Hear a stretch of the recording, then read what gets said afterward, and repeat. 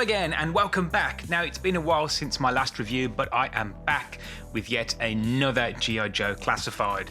I had a few figures arrive from the Big Bad Toy Store this morning, and first up is Shockwave. I was really excited about this figure. He was one of my favourite figures in the vintage line. He is number 105. Can you believe it? We are 105 in fact more than that. He's not even the latest figure available. Really nice artwork here. On the back, there's nice rendered images of Shockwave and all of his accessories. Some close-ups here. 6 foot 2 inches, Jason Shockwave Farrier. On the side, the QR code and all his particulars. I paid this much for him from the Big Bad Toy Store. Let's open it up, take a look. Okay, here he is out of the box with all of his accessories. Starting off, Shockwave comes with a riot shield, a baton, 2 submachine guns, 2 ammo clips, a combat knife, and a second combat knife with tactical claw. And he also comes with a cap. So starting off with those accessories, let's take a closer look at this riot shield. This is quite a big accessory. It's sturdy plastic, it's not flexible at all. See, he's got 4 cobras to his name. These look like lights on the front, and then on the underside he has a handle and an arm guard, so you can just pop it on like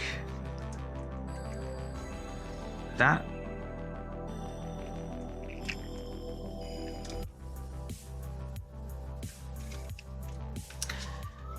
So not really much going on. There are some dings, but they're not really highlighted, so you can't really tell. It would have been nice if there was a bit of a dry brush on there, or maybe some silver accents just to bring it out a little bit. But other than that, it's not too bad. Little bit plain, but hey. And then with the baton, this is warped, as you can see. Yes, it's a bit of a shame. I have to put a bit of heat on that. Nothing of note. Some mild sculpting for the vertical or horizontal handle, but that's essentially it. The submachine guns are both identical. I've got no idea what type of gun this is, and they both come with a clip. Oops. You can just get in there. It's a shame that they didn't give him the suppressor. I remember the original vintage Shockwave. He had a weapon that had this massive suppressor on it. So it is a bit of a shame, but still, it's not bad. And in terms of the daggers, or rather the combat knives, he's got this smaller combat knife here, which I believe goes into his jacket. Like that. And then the second combat knife, at first I thought this was like a sprue, you know, like it was just an error, but I'm pretty sure that that's like a tactical claw on the end of the combat knife, and that one is for the sheath on his boot. And then finally he comes with his hat. I'm not really that fussed about the hat coming off. It's nice that they made it removable, but I don't think he's going to be displayed without it, because that for me is Shockwave. So let's take a close look at the actual figure. This is a older figure in terms of the bottom half. You can see that he's got these pegs here. Pretty sure that this is just a reuse of flint. The legs, the guards, the shin guards, they are a little bit different. I think they probably just added this top portion here, but everything else, the knee pads and the actual sculpt of the legs, it is identical to flint. Obviously the colour is different. The top half, I think this is all new stuff, not 100%. Haven't seen this jacket yet. It's weird that they've put a peg hole in the back, but it doesn't come with a backpack. And as yet, we don't have like accessories packs or anything like that.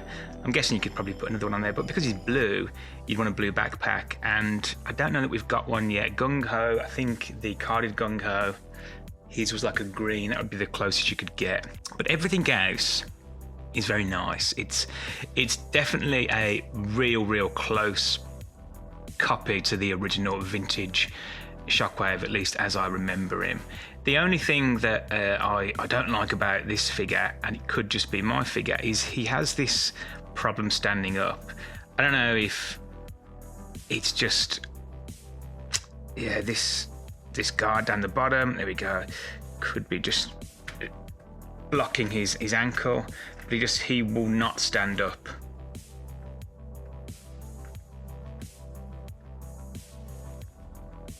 Yeah, so I'm gonna have to get a stand for him. Shame that Hasbro don't do stands outside of the retro carded figures. If they did like a 10-pack, you know, I'd be buying them. I do have some third-party stands, but for the most part, I just use whatever's lying around. So it is a bit of a shame. I'm not 100% sure if this is just an issue with my figure or it's a fault with the actual sculpt. It's this piece here, this sheath.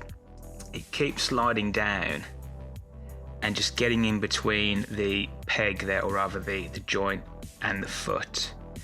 And you can see there, see how it's really forward like that. So I need to kind of work that back as much as I can. But yeah, that's not as tight as this one. That's really loose. So I'm pretty sure it's just an issue with my figure, so I have to be careful. In terms of the overall look, it is very straightforward. Essentially 4 colours, 2 different blues, a yellow and black, and that is it. That's all you need. And I'm pretty happy with that. Obviously there are some flesh tones for the fingers and the eyes under the balaclava, but everything else is just that straightforward colour scheme. The jacket is completely fixed. It is a separate piece. I don't know if there's any detail underneath. I imagine it's just a smooth torso or a reuse from one of the other Joes. I guess if you were curious, you could snip it either here or here and take it off and then probably just fasten it back. I'm not going to do that. It's nice to see that some of these figures do have that, I think Foosh called it the Joy-Con. It's like a communication device that was with the original Joes, and then every now and again we see it pop up with some of the later Joes. So it's nice to see that they're still going on with that. I could take it or leave it, not that fussed, to be honest. Everything else about him is nice. He does have a lot of pouches going on. So let's just do a very, very quick loadout.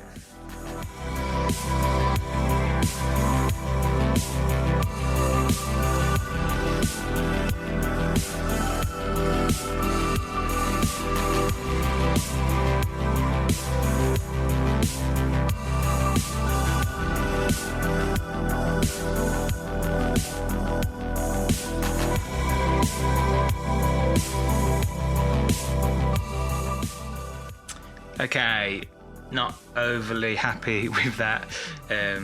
Yeah, well, there you go. Okay, so going over the articulation, it's your standard fanfare here, nothing we haven't seen before. For some reason, as I mentioned earlier, this foot is totally knackered. Played around with it a little bit and I just can't get it to work at all, so pretty sure that's just a defect. But everything else works relatively nice. He's not too tight, he's not too loose. So the head, you get down to about there and then up, and there is a separate ball peg for the neck, so you can move the neck independently. He gets full rotation as well, and he gets side to side. Butterfly joints at the shoulder, slightly restricted because of the jacket, but not too much. Gets back to about there and then forward to about there, all the way up and then down. He has a bicep swivel, as you'd expect. Double jointed elbow, no pins in the arm, and then if you can actually get past his wrist guards, which are a little bit problematic, he has full rotation backwards and forwards as well at the peg for the wrist. And then the waist, he does get complete rotation, and surprisingly, considering he has this jacket, he does have a decent amount of ab crunch, so he gets down to about there and then back to about there. Rolled off hips, so he can get side to side as well. Drop down legs, and then he does have a cut at the thigh, but because of the holsters, if you don't shimmy them down, they are going to get in the way, so just be a little bit cautious of that. And then the double jointed knee, pegs in the legs, and then he does have a boot cut. And then let's do this ankle, you get back to about there, forwards to about there, and you do get some side to side, or rather some rocker as well. So apart from this bum foot, the articulation is pretty good, nothing that we haven't seen before. As I said, bottom half has pegs, top half doesn't, and there are some issues with his wrist guards and particularly this sheath here. And again with the holsters on his thighs, so you just have to manipulate those out of the way. But other than that, and with the problem standing,